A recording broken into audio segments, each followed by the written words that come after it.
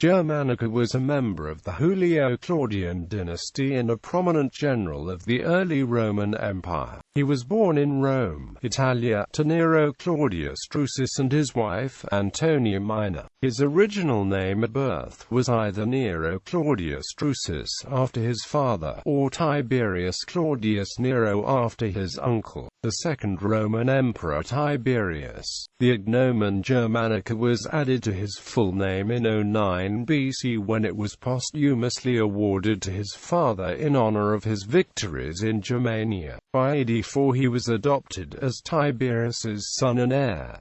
As a result, Germanicus was adopted out of the Claudii and into the Julii. In accordance with Roman naming conventions, he adopted the name Germanicus Julius Caesar. In addition to Germanicus's relation to Tiberius, he was also a close relative to the other four Julio-Claudian emperors. On his mother's side, Germanicus was a great-nephew of Augustus, the first emperor of Rome. By marrying his maternal second cousin Agrippina the Elder, he became Augustus's grandson-in-law. Gaius, the emperor who succeeded Tiberius, was the son of Germanicus. After Caligula, the emperorship passed to Claudius, Germanicus's younger brother. Nero, the last emperor of Augustus's dynasty, was a grandson of Germanicus on the side of his mother Agrippina the Younger. Germanicus's own campaigns in Germania made him famous after avenging the defeat at the Battle of the Teutoburg Forest and retrieving two of the three legionary eagles that had been lost during the battle. Beloved by the people, he was widely considered to be the perfect Roman long after his death. The Roman people for centuries would consider him as Rome's Alexander the Great due to the nature of his death at a young age, his virtuous character, his dashing physique and his military renown.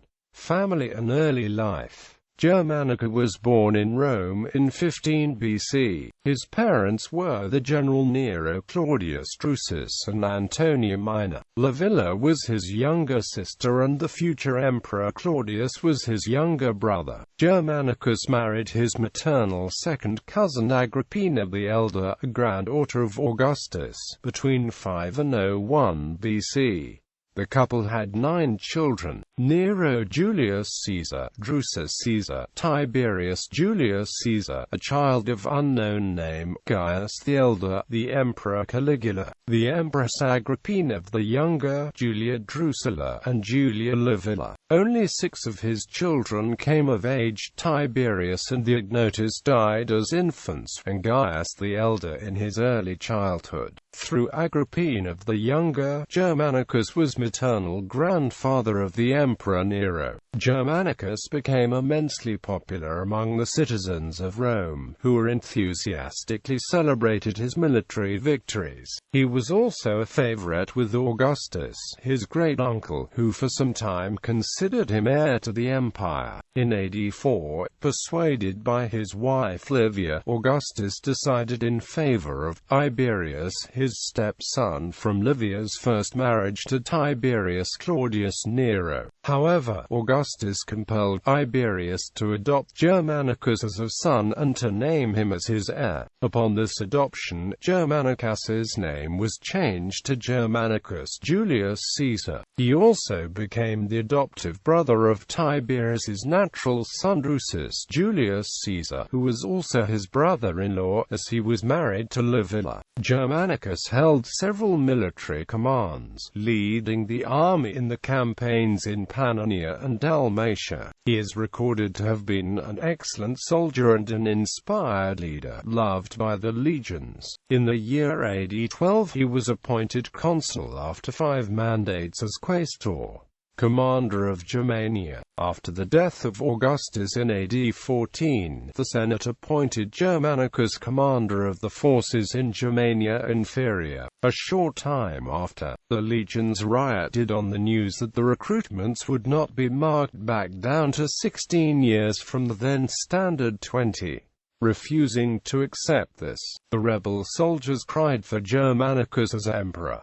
Germanicus put down this rebellion himself, preferring to continue only as a general. In a bid to secure the loyalty of his troops and his own popularity with them and with the Roman people, he led them on a raid against the Marsi, a Germanic people on the upper Ruhr River. Germanicus massacred the men, women, and children of the Marsi that he and his forces encountered and recovered one of the 3 legions' eagle standards. During the next 2 years, he led his 8-legion army into Germania against a coalition led by Arminius, which had successfully overthrown Roman rule in a rebellion in 09 AD. In 14 AD, his legions routed and destroyed most of the Bructeri and recovered the lost eagle of the 19th Legion during a raid. His major success was the capture of Arminius's pregnant wife Thusnelda in May 15. Her father Siegestes gave her to him. He let Arminius's wife sleep in his quarters during the whole of the time she was a prisoner. He said, "They are women and they must be respected, for they will be citizens of Rome soon." Quote, he was able to devastate large areas and eliminate any form of active resistance, but the majority of the Germanic peoples he encountered fled at the sight of the Roman army into remote forests. The raids were considered a success since the major goal of destroying any rebel alliance networks was completed. After visiting the site of the disastrous Battle of the Teutoburg Forest, where 3 Roman legions had been killed in AD 9, and burying the remains, he launched a massive assault on the heartland of Arminius's tribe, the Cherish. Arminius initially lured Germanicus's cavalry into a trap and inflicted minor casualties, until successful fighting by the Roman infantry caused the Germanic peoples to break and flee into the forest. This victory, combined with the fact that winter was fast approaching, meant Germanicus's next step was to lead his army back to its winter quarters on the Rhine. Germania Magna remained free and undefeated, in spite of doubts on the part of his uncle, Emperor Tiberius. Germanicus managed to raise another huge army and invaded Germania again the next year. In 16 AD, he forced a crossing of the Weser River near modern Minden, and then met Arminius's army at Idestavice, further up the Weser, near modern Rinteln, in an engagement often called the Battle of the Weser River. Germanicus's leadership and command qualities were shown in full at the battle, as his superior tactics and better trained and equipped legions inflicted huge casualties on the Germanic army with only minor losses. One final battle was fought at the Angevarian Wall west of modern Hanover, repeating the pattern of High German fatalities, forcing them to flee. With his main objectives reached and with winter approaching, Germanicus ordered his army back to the winter camps, with the fleet occasioning some damage by a storm in the North Sea. Although only a small number of soldiers died, it was still an ominous end to a brilliantly fought campaign. After a few more raids across the Rhine, which resulted in the recovery of 2 of the 3 legions eagles lost in 09 AD, Germanicus was recalled to Rome and informed by Tiberius that he would be given a triumph and reassigned to a different command. Despite the successes enjoyed by his troops, Germanicus's Germania campaign was conducted largely in reaction to the mutinous intentions of his troops, and lacked real strategic value. However, the campaign significantly healed the Roman psychological trauma from the Varus disaster, and greatly recovered Roman prestige. In addition to the recovery of 2 of the 3 eagles, he engaged the Germanic leader who had destroyed 3 Roman legions in 09 AD, in a decisive victory, and his troops were able to locate the remains of those dead Romans. However, in leading his troops across the Rhine, without recourse to Tiberius, he contradicted the advice of Augustus to keep that river as the boundary of the empire. and opened himself to potential doubts about his motives in such independent action from Tiberius. His error in this political judgment gave Tiberius reason to controversially recall his nephew. Tacitus, with some bitterness, asserts that had Germanicus been given full independence of action, he could have completed the conquest of Germania, command in Asia and there. In an attempt to separate Germanicus from his troops and weaken his influence, Tiberius sent him to Asia, where in 18 AD he defeated the kingdoms of Cappadocia and Commagene, turning them into Roman provinces. During a sightseeing trip to Egypt, he seems to have unwittingly usurped several imperial prerogatives. The following year he found that the governor of Syria, Gnaeus Calpurnius Piso, had cancelled the provincial arrangements that he had made. Germanicus in turn ordered Piso's recall to Rome, although this action was probably beyond his authority. In the midst of this feud, Germanicus was stricken with a mysterious illness and died shortly thereafter in Antioch. His death aroused much speculation, with several sources blaming Piso, acting under orders from Emperor Tiberius.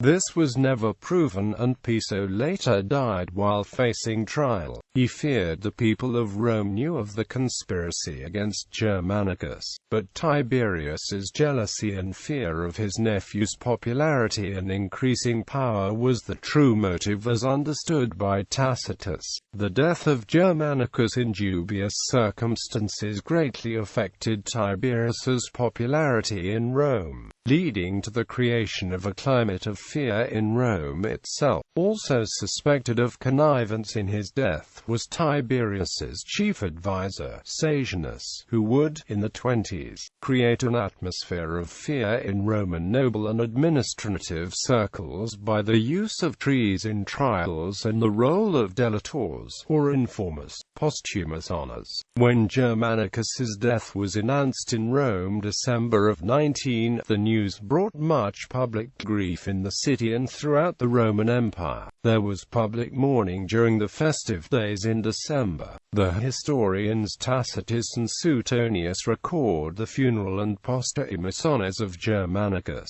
At his funeral there were no procession statues of Germanicus. There were abundant eulogies and reminders of his fine character, and a particular eulogy was given by Tiberius himself in the Senate. His posthumous honors included his name was placed into the following: the Carmen Soler, the curule chairs, placed as an honorary seat of the Brotherhood of Augustus, and his coffin was crowned by oak wreaths. Other honors include his ivory statue as head of procession of the circus games. His posts of priest of Augustus and augur were to be filled by members of the imperial family. Knights of Rome gave his name to a block of seats to a theatre in Rome. Arches were raised to him throughout the Roman Empire, in particular ones that recorded his deeds and death at Rome, Rhine River and Enua Mountains. In Antioch, where he was cremated, he had a sepulchre and funeral monument dedicated to him. On the day of Germanicus's death, his sister Livilla gave birth to twins.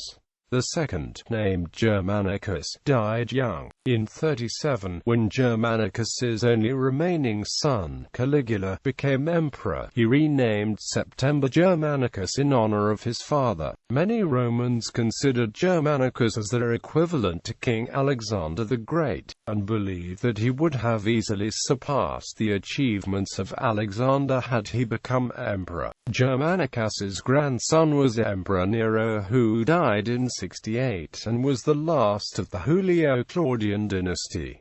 Literary activity. Germanicus wrote a Latin version which survives of Aratus's Phenomena, for which reason he is ranked among Roman writers on astronomy. His work was popular enough for scholia to be written on it, which have survived. Germanicus in historical fiction. Robert Graves, in his fictional historical novel Aunt Claudius, blames the death of Germanicus on Plancina, the wife of Piso, who were engaged to a witch named Martina to haunt Germanicus's household. The infant Caligula is also implicated. In Graves' version, Plancina begins to place curses on Germanicus, who is extremely superstitious. Caligula, who is only 5 years old at the time, completes the curse and kills his father, though Graves does not imply that the magic is real, rather allowing the reader to infer that it was poison exacerbated by the psychological stress of believing himself haunted. He was portrayed by David Robb in the 1976 BBC-produced TV series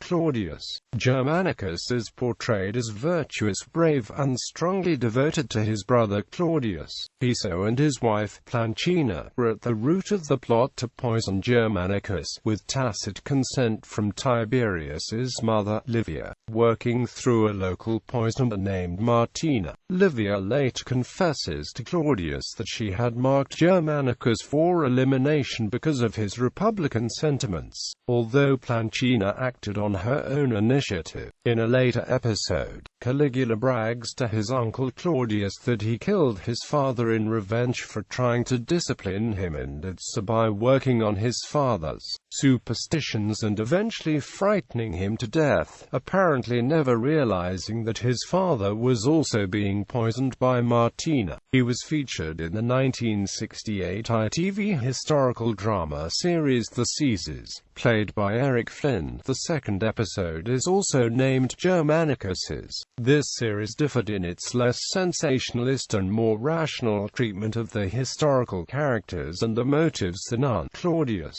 Piso, a friend of Tiberius, is implicated in his death more through his own arrogance and open dislike of Germanicus than by any concrete evidence against him. Nicola Porpura's 1732 opera Germanico in Germania portrays Germanicus during the time of his campaign in Germania Inferior. The role of Germanica was taken by the prominent castrato singer Domenico Annibali. Photo gallery. Ancestry.